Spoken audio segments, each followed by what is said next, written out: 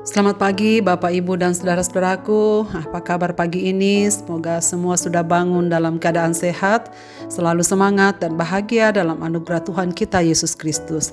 Senang sekali kita berjumpa kembali sejenak di hadapan Tuhan sebelum beraktivitas di hari ini melalui Renungan Pagi edisi 3 Februari 2022. Lukas pasal 8 ayat 1-3 demikian. Tidak lama sesudah itu Yesus berjalan berkeliling dari kota ke kota, dari desa ke desa memberitakan Injil Kerajaan Allah. Ke-12 muridnya bersama-sama dengan dia, dan juga beberapa orang perempuan yang telah disembuhkan dari roh-roh jahat atau berbagai penyakit, yaitu Maria yang disebut Magdalena, yang telah dibebaskan dari 7 roh jahat, Yohana istri Kusa, bendahara Herodes, Susana, dan banyak perempuan lain. Perempuan-perempuan ini melayani rombongan itu dengan kekayaan mereka. Perempuan yang telah menerima kasih. Teks yang kita baca pada pagi ini sekali lagi memberitakan kepada kita tentang penjelasan bagaimana kehadiran Tuhan Yesus membawa perubahan dan dampak yang sangat luar biasa. Sekarang Yesus tidak lagi menjadikan rumah ibadat menjadi pusat pemberitaannya. Di Kapernaum, kampung halamannya, ia tak bisa berbuat banyak karena penolakan penduduk setempat.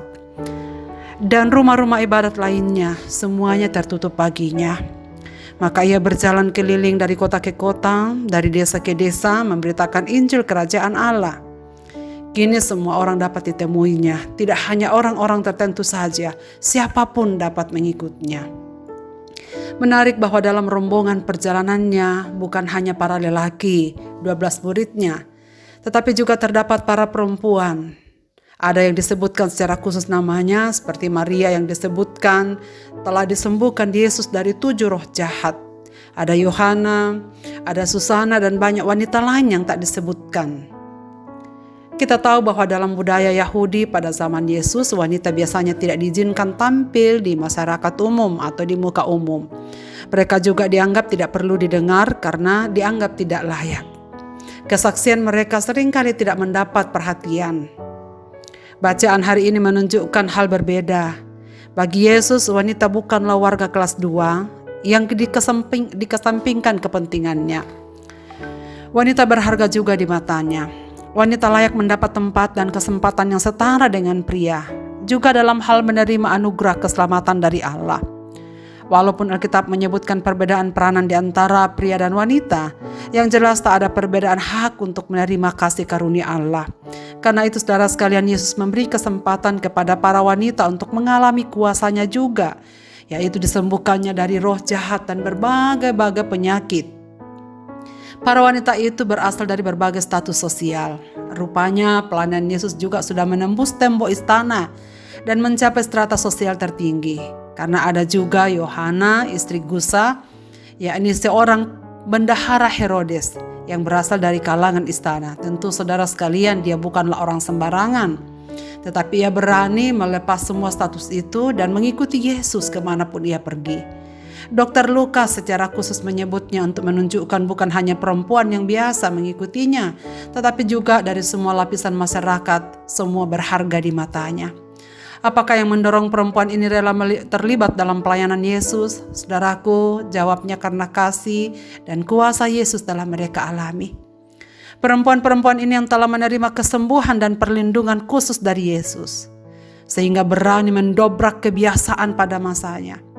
Semua dilakukan demi menghormati dia dengan cara mengorbankan apa yang mereka bisa lakukan untuk menopang pelayanan Sang Guru Agung itu. Mereka memberi sumbangan secara tetap untuk membantu Yesus dengan kekayaan yang mereka punyai. Saudara-saudaraku, pagi ini kita mendapat pelajaran yang berharga. Pendorong yang kuat seseorang untuk mau mengabdikan diri dengan tulus bagi pekerjaan Tuhan adalah ketika ia sudah mengalami kasih Tuhan itu sendiri. Seorang dapat melayani dengan tulus jika ia sudah mengenal kasih-Nya dan menerima keselamatan daripadanya. Pelayanan dan pengabdian para perempuan ini masih sangat relevan untuk menjadi teladan bagi setiap perempuan dan orang-orang percaya kepada Kristus. Yesus selalu siap menerima kita siapapun kita. Tak peduli latar belakang hidup saudara, gender saudara, suku, sosial, budaya, apapun latar belakang kita. Perempuan pun memberikan sumbangsi yang sangat berarti bagi pelayanan Yesus di masa itu. Meskipun ada pembatasan peran wanita pada masanya, termasuk dalam pelayanan, mereka berusaha memberikan kontribusi melalui apa yang dapat mereka buat. Salah satunya adalah melalui kontribusi materi. Dan Yesus sendiri tidak menghalangi kerinduan para wanita itu untuk terlibat dalam pelayanannya. Saudara-saudaraku, apakah telah mengalami kasih Allah? Apakah telah berjumpa dengan kemurahan hatinya? Kalau saudara telah merasa dan telah menerima anugerah Tuhan, apakah respon kita? Para perempuan itu meresponnya dengan memberikan diri dalam kerelaan untuk terlibat aktif dalam pelayanannya. Saudara, bila kita mengingat pengorbanannya di atas kayu salib, mengapa ia lakukan semuanya? Karena ia menggantikan kita. Seharusnya kitalah yang di sana.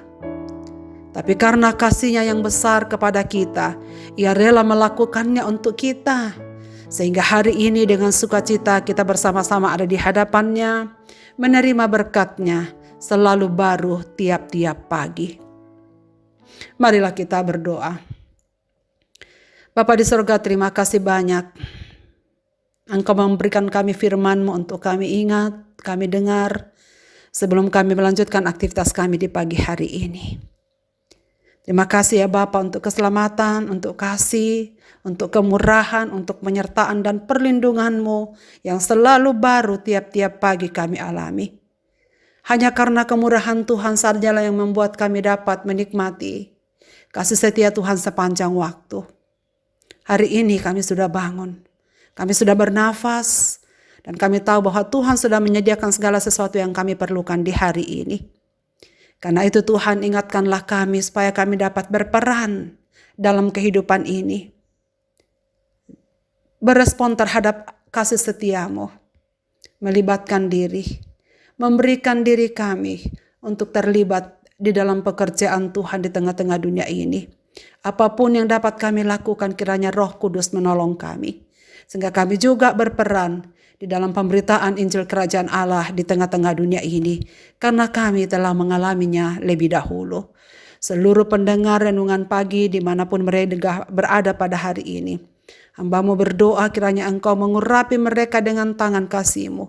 Sekali lagi menunjukkan kehadiran-Mu dalam hidup mereka, memberikan jalan keluar bagi persoalan-persoalan yang mereka hadapi, memberi kesembuhan kepada mereka yang membutuhkan kasih sayang-Mu, menantikan pemulihan, memberikan kekuatan iman, dan bekerja di hati anak-anak-Mu yang Engkau ingin selamatkan. Ke dalam tangan kasih-Mu Bapa kami serahkan hidup kami sepanjang hari ini, kami serahkan anggota keluarga kami serahkan jemaat Tuhan dan saudara-saudara kami dimanapun mereka berada. Biarlah kami bersama mengalami kesetiaan-Mu di hari ini. Dalam Kristus Tuhan kami berdoa. Amin. Selamat beraktivitas Bapak, Ibu, dan saudara-saudaraku. Tuhan Yesus memberkati kita dengan firman ini. Amin.